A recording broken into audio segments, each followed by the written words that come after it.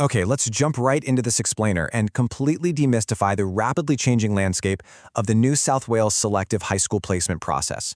Look, if you're a parent or guardian getting a student ready for this exam, you probably already know that the whole system has undergone a pretty massive transformation recently. So today, we're going to break down exactly what you need to know to adapt, prepare, and ultimately help your child succeed. Right off the bat, to really understand this environment, we have to look at the numbers. We are talking about roughly 17,000 students competing for just over 4,000 places each year. So, the stakes? Yeah, they are undeniably high. Mathematically, that means only about 1 in 4 applicants actually gets an offer.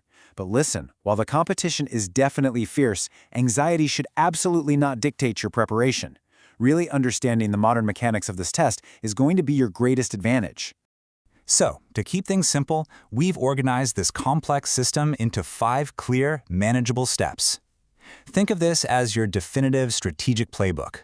We're going to cover 1. How the rules have changed, 2. What's inside the new format, 3. Essential preparation strategies, 4. Navigating test accommodations, and finally, Part 5, decoding the actual results.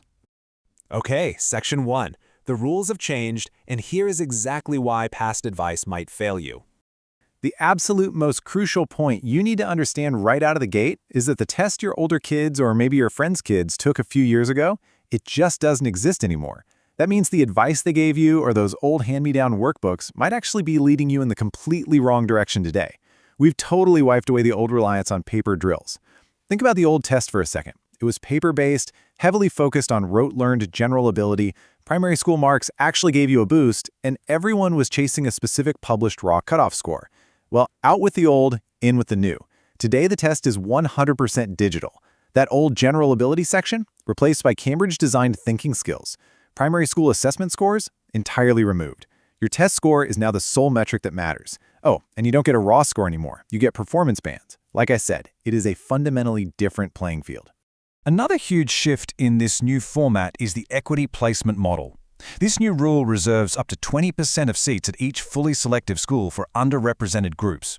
We're talking about students from low socio-educational backgrounds, Aboriginal and Torres Strait Islander students, kids from rural and remote areas, and students with disabilities. So, what's the takeaway here? It means the mathematical odds for the standard open places have fundamentally shifted, reducing that general allocation down to roughly 80%. All right, moving on to Section 2. Inside the new format and a closer look at this digital playing field. Let's step onto that virtual playing field and see exactly what your child is going to face on test day. Now, this is huge. You must understand that all 4 sections are now weighted completely equally at 25% each.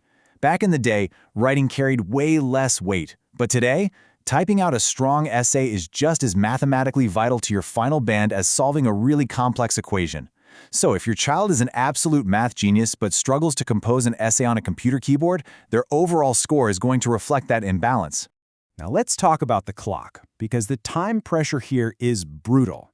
You get 45 minutes for 17 multi-part reading questions. You get 40 minutes for 35 mathematical reasoning questions. You have exactly 30 minutes to type out 1 complete writing task. But then, there's thinking skills. Just process this for a second. An 11-year-old has 40 questions to answer in exactly 40 minutes. That is exactly 60 seconds to read, process, and answer a complex logic puzzle. Time management is no longer just a good idea, it is quite literally a mandatory survival skill. Let's dig into that thinking skills section a bit more, because it replaced the old general ability section for a very specific reason.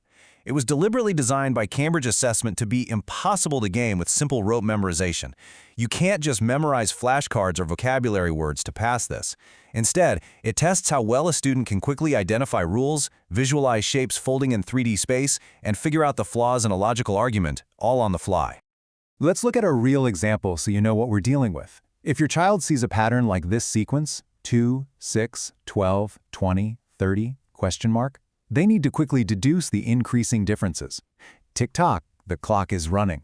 So from 2 to 6 is a difference of 4. 6 to 12 is 6. 12 to 20 is 8. 20 to 30 is 10. Okay, so the differences are increasing by 2 each time, right?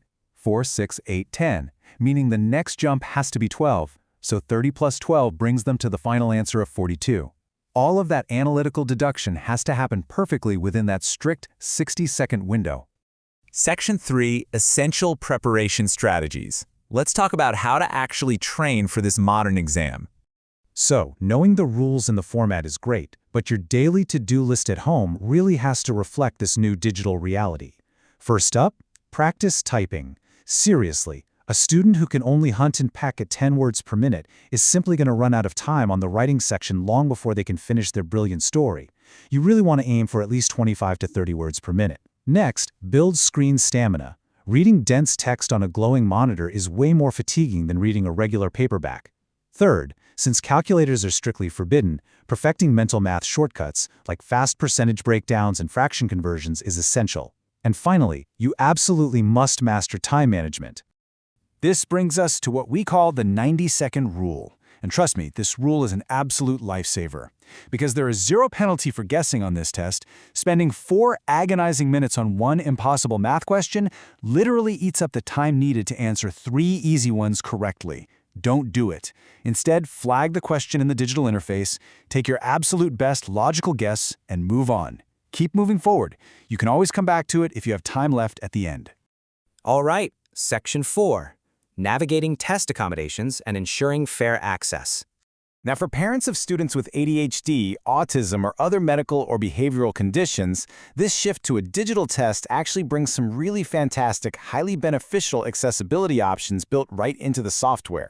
These reasonable adjustments are there to ensure fair access for your child. For example, the digital platform automatically offers 5 different background color themes, which is a game changer for visual stress, alongside on-screen zoom features. But beyond just the software, the department provides supervised rest breaks, separate small group testing rooms to minimize distractions, and even scribes for kids who are physically unable to use the computer. But, and this is a massive but, you have to ask for them properly. Please make sure you follow this exact process and apply early. First, you have to tick the box during the initial online application. Second, be incredibly specific about what your child needs.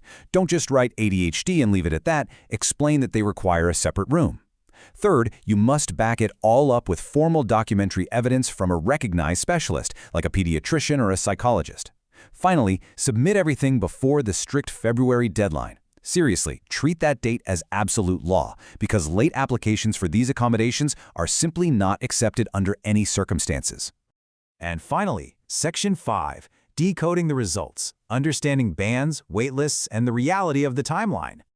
Let's fast forward a bit to August. It's results day. Because there are no longer simple raw scores to look at, the online dashboard can be a bit confusing.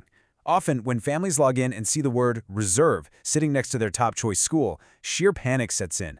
Is it a rejection? Did we fail? It is so crucial to understand what this status truly represents in the NSW system. First of all, take a deep breath. A reserve place simply means your child was placeable. It means they scored high enough to be considered, but the physical seats in the classroom just temporarily ran out. It is a live, moving queue. And this list will naturally advance as other families make their own life decisions.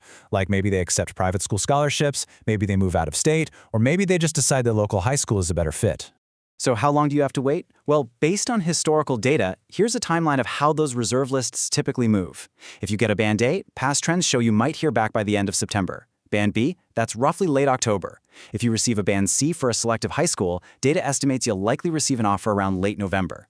Band D pushes you into the summer break in December, and Band E stretches right up to late January, literally just days before Year 7 starts. Keep in mind, these are just estimates, but they do give you a very realistic roadmap of when your phone might ring. Okay, this brings us to what is easily the single most important administrative rule you need to remember. Whatever you do, please never decline a real offer just to chase a reserve spot. You are absolutely allowed to accept the offer you currently have in hand while remaining on the reserve list for your higher preference schools. Accepting what you have secures your child a seat, and it does not remove you from the queue of your preferred school until the final cutoff date. Declining an offer, however, is permanent and irreversible. So as you sit down and build your preparation plan for the year ahead, I want you to ask yourself this one final question. Are you actually training your child for the old paper test of the past or the digital, fast-paced, time-pressured reality of today? The rules of the game have fundamentally changed. The real question is, will your strategy change with them? Good luck out there.